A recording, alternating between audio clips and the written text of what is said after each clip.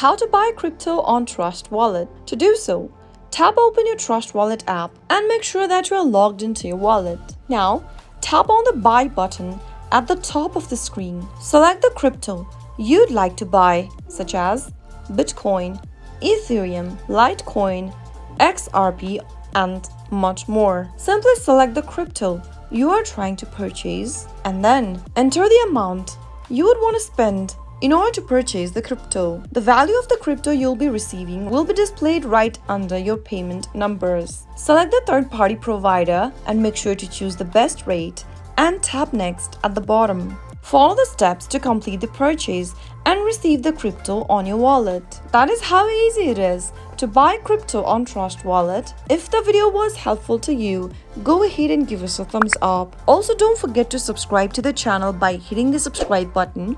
Press the notification bell so that you'll never miss another upcoming upload from us. I'll see you again with another tutorial video. Goodbye till then.